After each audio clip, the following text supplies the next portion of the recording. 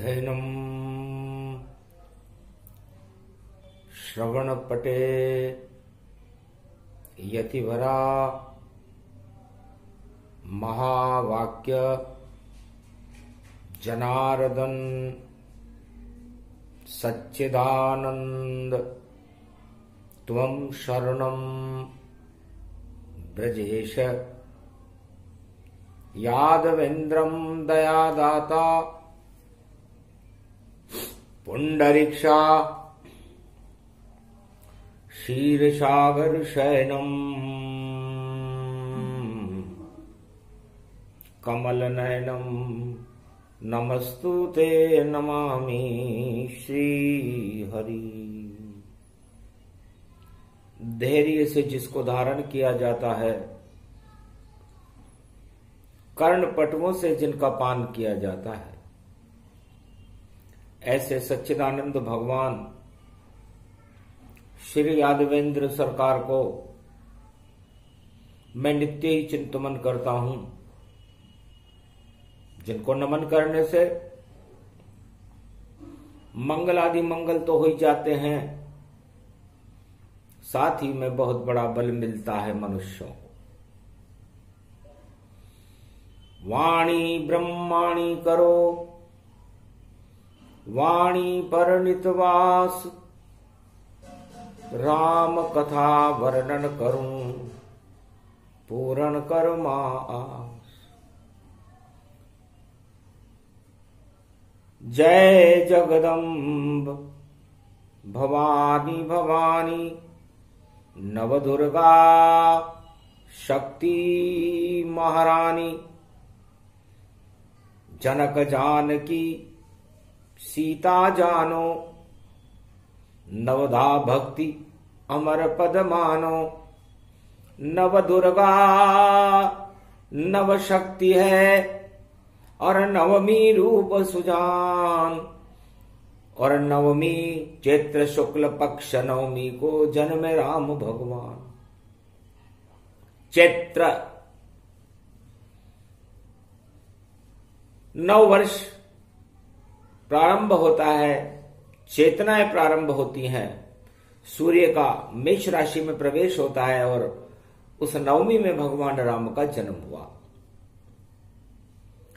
और सीता नवमी को सीता जी का जन्म हुआ, और ये अगहन मास की नवमी है।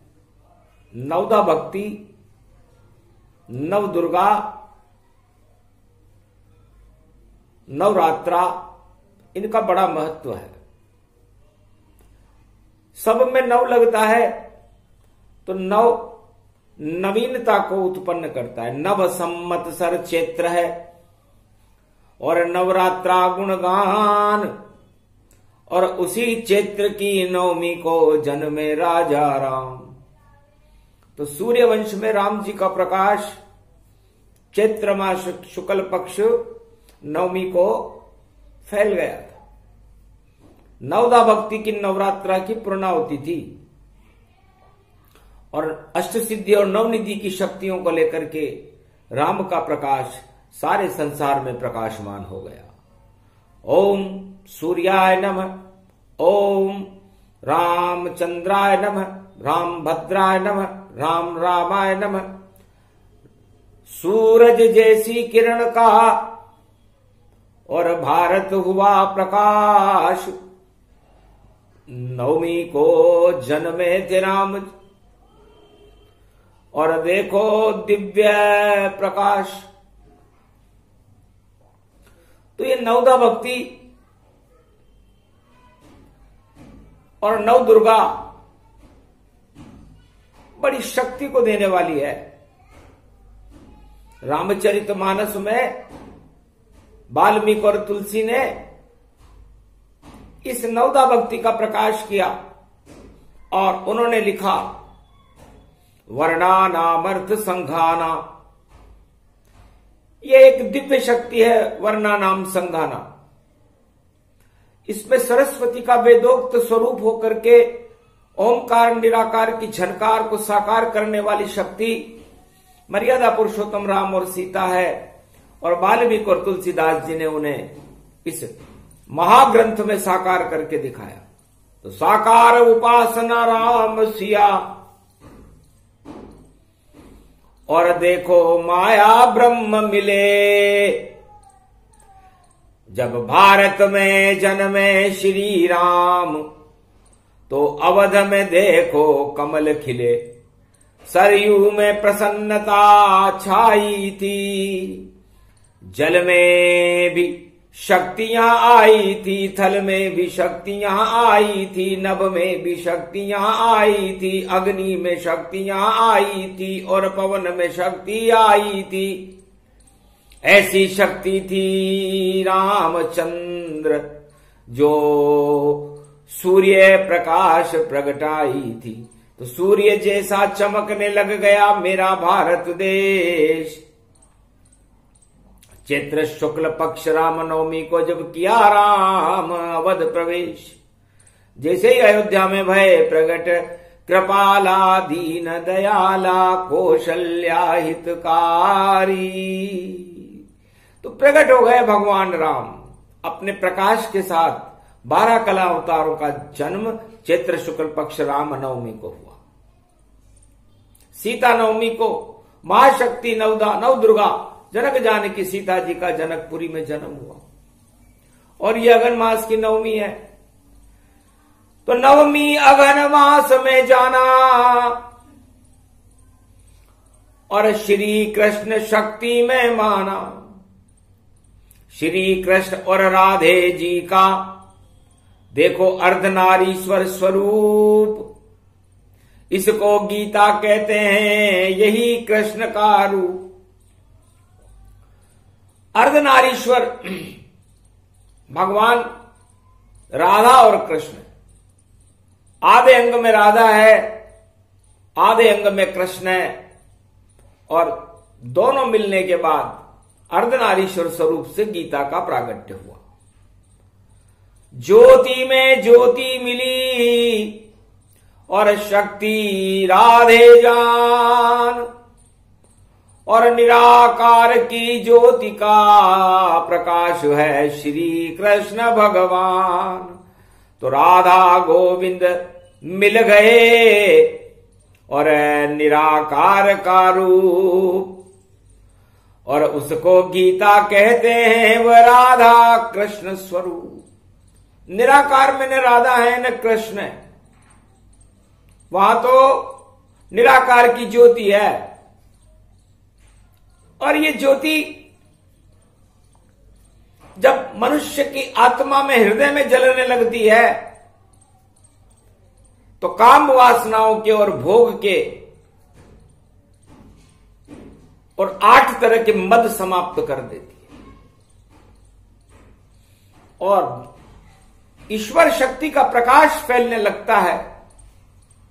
पूर्ण ब्रह्म गीता को मानो,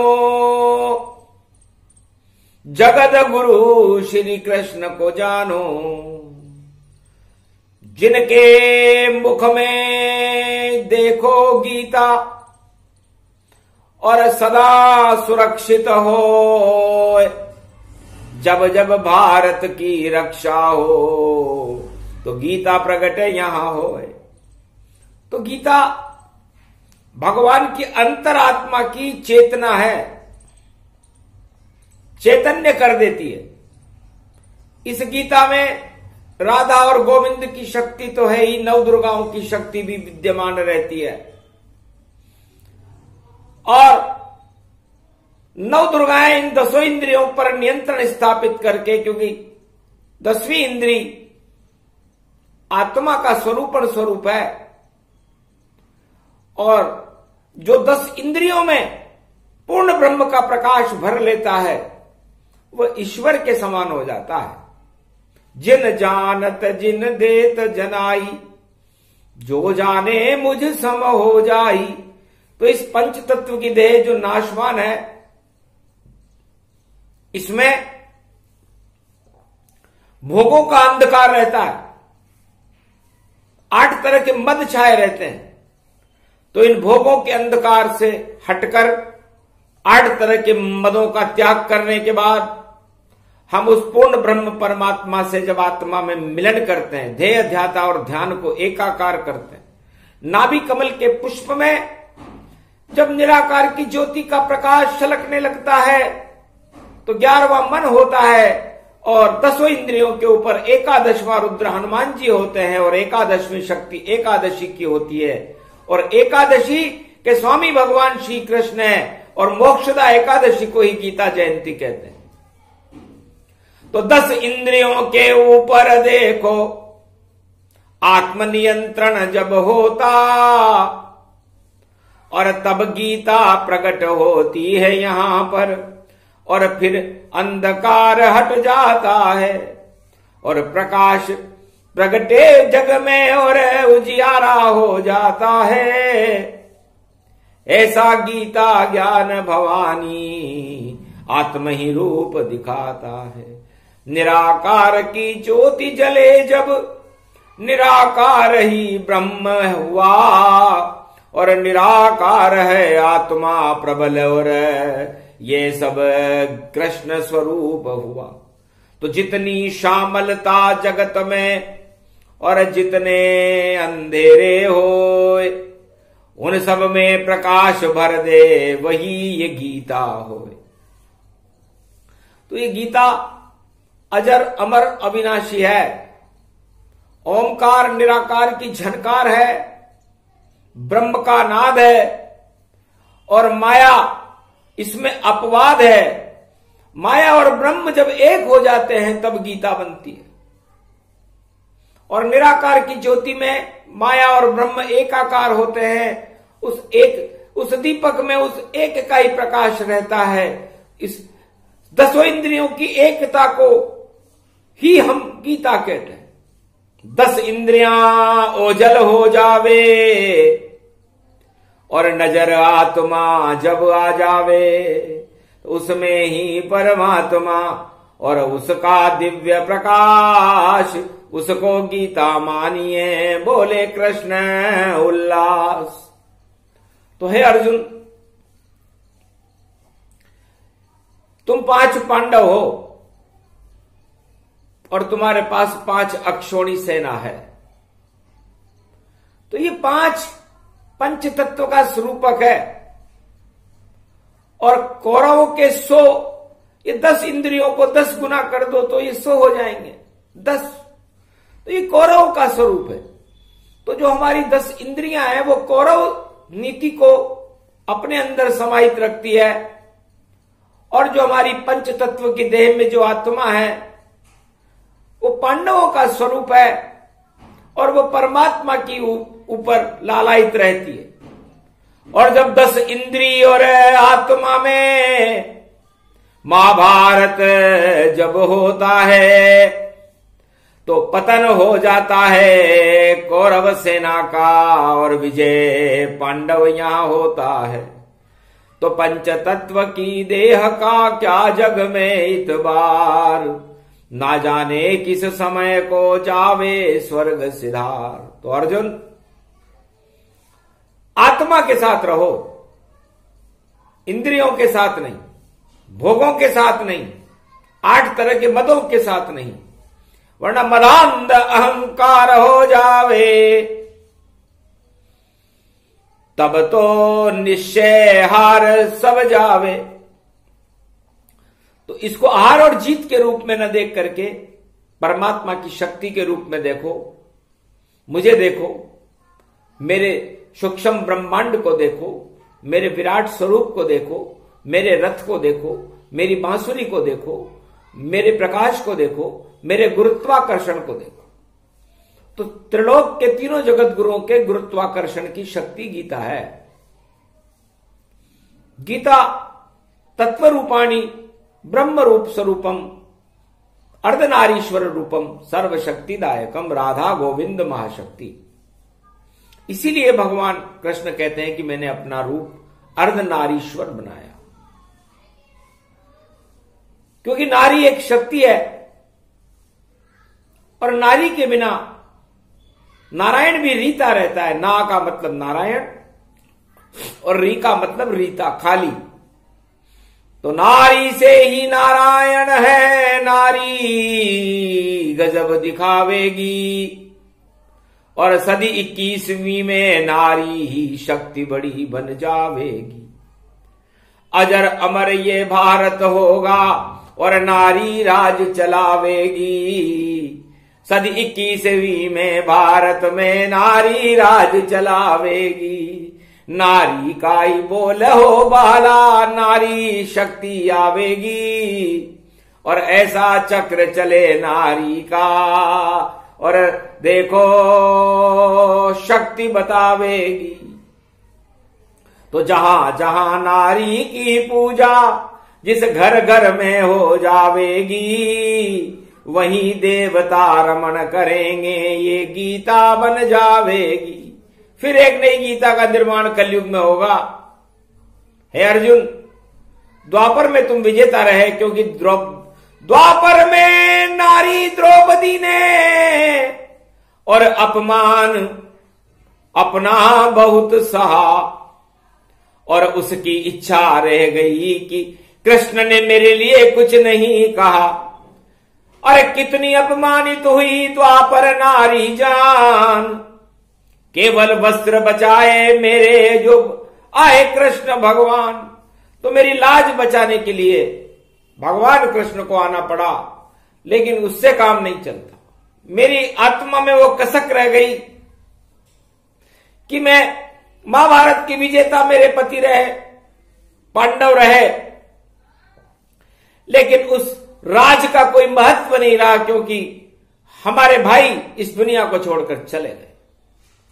कौरव पांडव भाई भाई, फिर भी महाभारत में लड़ाई। कुरुक्षेत्र मैदान भवानी, और नहीं वहां कोई थी नारी। पर नारी के अपमान से महाभारत हो जाए। राजनीति में उल्टा पलटा देखो हो गया जाए। एक नारी का चीर नहीं खिंचता तो महाभारत नहीं होता। है अर्जुन, ये भगवान कृष्ण कहते हैं। और उस महाशक्ति द्रौपदी की आत्मा जिसने केश भी खोल दिए थे कि अब तो केश जब ही बांधूं, जब कौरव सेना पराजय हो। जिसने मेरा अपमान किया वह इस दुनिया से गायब हो। तो उसकी जैसी इच्छा थी और गीता पूर्ण पाए। जिसने खींचा चीर नारी का, दुनिया छोड़ कर जाए। दुनिया को छोड़ना पड़ा, वंश विहीन हो गई वो सत्ता। कौरवों की सत्ता का नामो निशान नहीं रहा। और अब ये कलयुग की गीता कृष्ण कहे, अब फिर द्रौपदी की आत्मा प्रगटाई है और चीर खिंचेगा नारी का, तो गीता फिर प्रगटाई है। तो नारी ही सबसे बड़ी और नारी शक्ति हो। कलयुग में सदी 21वीं में नारी की जय हो।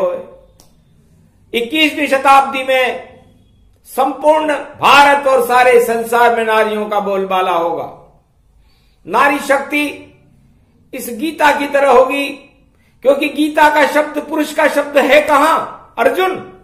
इसमें कृष्ण कहां है? इसमें अर्जुन कहां है? इसमें पांडव कहां है? इसमें कौरव कहां है? इसमें भीष्म कहां है? द्रोण कहां है? इसमें तो गीता है। तो गंगा, गीता और गौ माता ये स्त्री का स्वरूप है। और ये गीता मैं कलयुग में बोल रहा हूं तो नारियों के लिए बोल रहा हूं, क्योंकि नारियों का बोलबाला होने वाला है। तो जो भी करे सम्मान नारी का, वहीं देवता आवेंगे। और सारे भारत में नारी को श्री कृष्ण पुजवावेंगे। नारी ही राजा हो भारत, नारी ही राज चलावेगी। और ऐसी सदी 21वीं में देखो नारी प्रगटावेगी। तो नारी गीता रूप है और नारी सृष्टि समान। नारी ही भारत माता में और नारी ही भगवान। तो अर्धनारीश्वर रूप कृष्ण और नारी बिन कुछ भी संभव नहीं, नारी बिन कुछ भी संभव नहीं, ये सृष्टि भी नारी से चलती है, नारी बिन जीवन संभव ही नहीं। गर नारी होती यहां नहीं तो सृष्टि कैसे प्रगटाती, फिर सृष्टि कैसे प्रगटाती। तो देव वहां रहते हैं जहां नारी सम्मान प्रगट पाती। तो नारी का सम्मान हो कलयुग घर घर जाए, और वही नारियां देश में और देखो राज चला। तो भारत में ये गीता प्रकट हो रही है नारी के रूप में, और यदि इसका चीर किसी ने खींचने का प्रयास किया तो जो हालत कौरव की कलयुग में फिर से हो जावेगी, जैसे द्वापर में दुर्योधन की, और देखो सत्ता जावेगी। तो नारी का सम्मान करो, ये श्री कृष्ण यहां बोल रहे, और सारी विश्व की शक्ति नारी, और देखो कृष्ण भी खोल रहे। धीरे धीरे गीता खुल रही, गीता नारी के ही समान। पहला नाम गीता देखो, ये भी नारी का ही नाम। गीता गंगा गो माता सब दुर्गा रूप भवानी है, और कलयुग में 21 सदी की यही यहाँ महारानी है।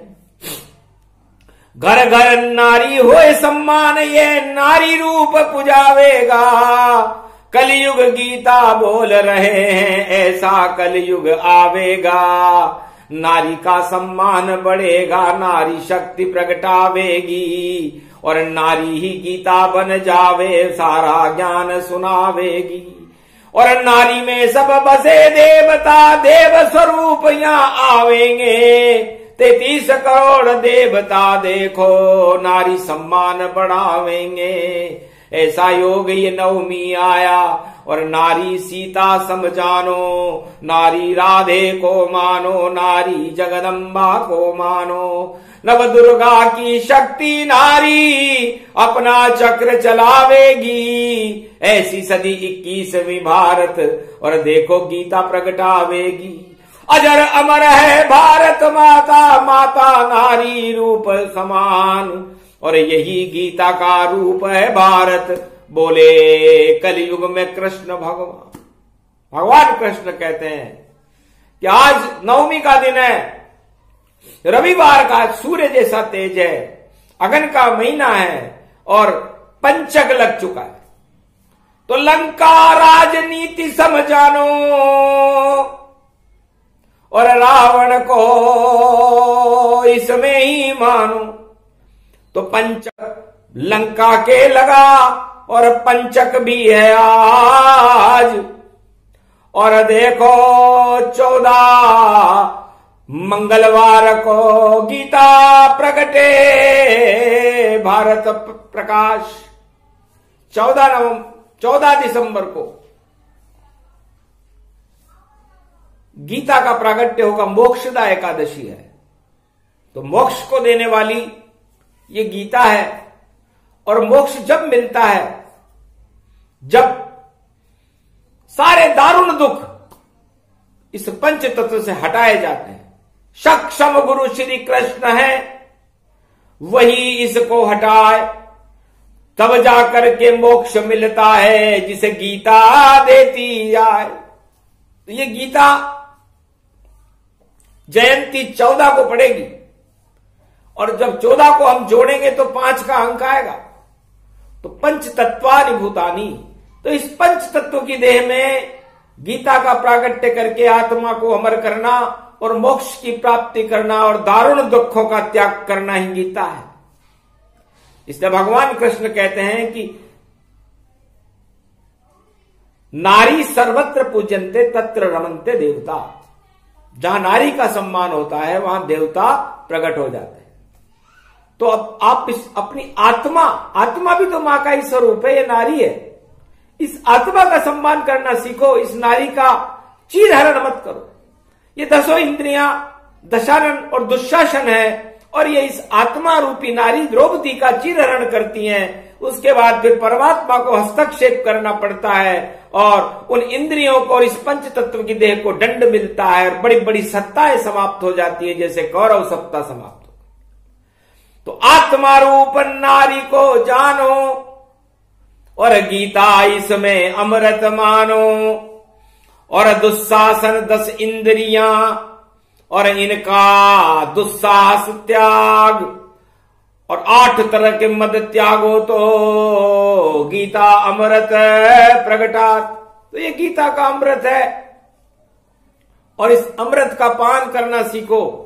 अपनी आत्मा को नारी स्वरूप मानो, क्योंकि भगवान कृष्ण ने भी कहा था कि मैं भी अर्धनारीश्वर हूं।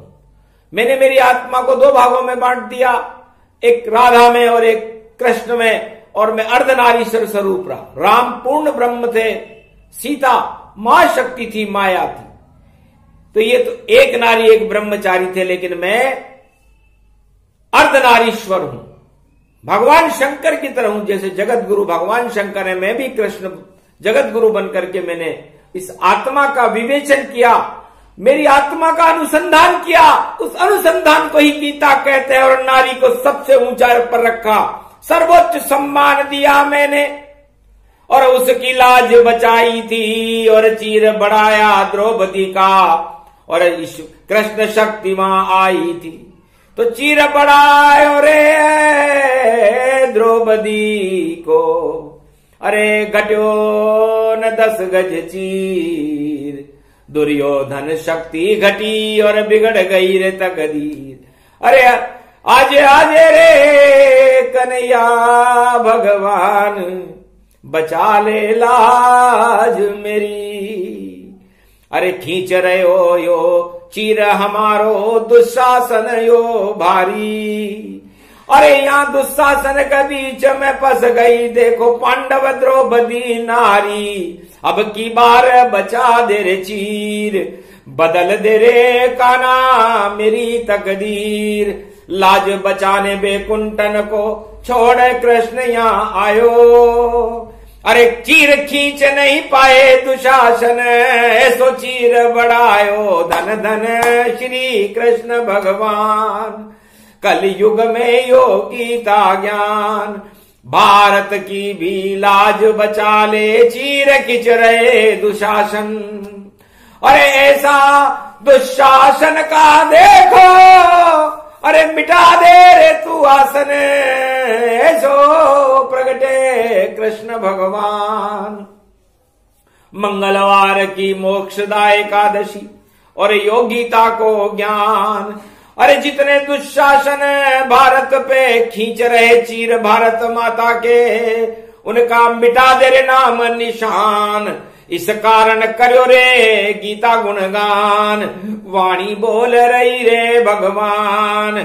श्री कृष्ण की कलयुग में भी वाणी बोले शब्द, और सारे दुशासन मिट गए देखो, और भारत देखो अमृत अमृत रूप बना दे जान। प्रगटो जगत गुरु कृष्ण भगवान, इस भारत को जगत गुरु और कलयुग में भी बना दो। और जिस द्रौपदी का जो चीर खींचे, उस चीर खींचे नहीं, उन खींचने वालों को मिटा दो। अरे आजे आजे रे कृष्ण भगवान। औरत वाणी द्रौपदी की और सुने कृष्ण भगवान, वैकुंठन को छोड़कर और ब्रज में आ गए आन। लाज बचाई द्रौपदी, कौरव सत्तानाश, और देखो भारत में हुआ और धर्म पांडव प्रकाश। धर्म क्षेत्र बन गया और कुरुक्षेत्र समाप्त हो गया। इसे गीता कहते हैं।